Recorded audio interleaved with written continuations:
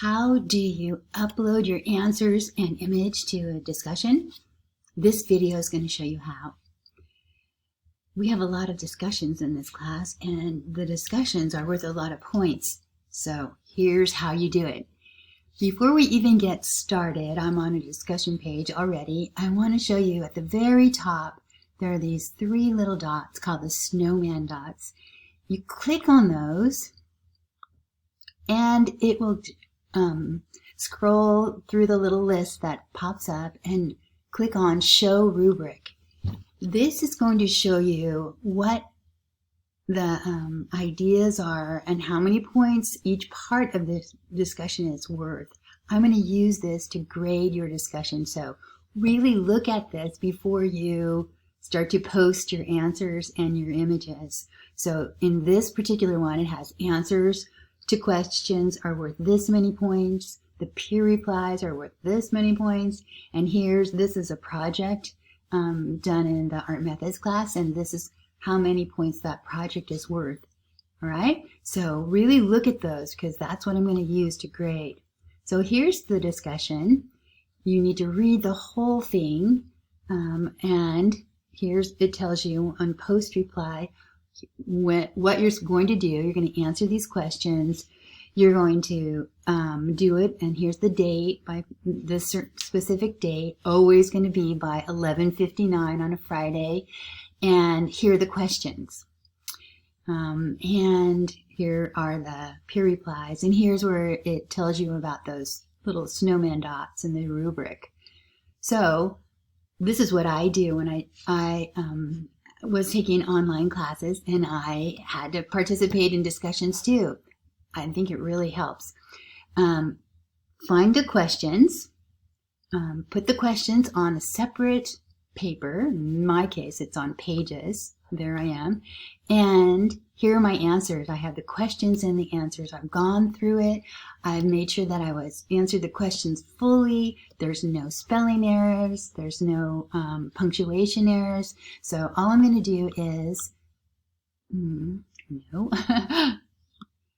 copy it and paste it when I get back over to the discussion. Now I'm going to go to the reply, click on that, and it'll pop up. Okay, I'm not sure what that was. And I'm going to put my cursor there, and I'm going to paste my answers, and I'm going to check, make sure I got it on there right. Yep. And now I'm going to upload my images, and I'm going to probably need to scoot over a little bit so you can see this a little better. Down here, I think I'm going to post them. It doesn't really matter before or after. Maybe I'll do it above. Now, I have my JPEGs, my photographs that I've done, that I've taken nice bright pictures and cropped them. I have them already on my desktop. And first I'm going to come over up here to this top bar, and you will find this icon, which is like a little window. You're going to click on that, and it's going to say Upload Image.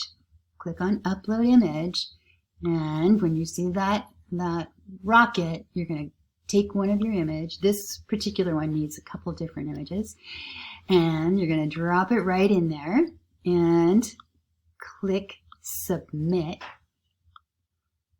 and then it starts to load.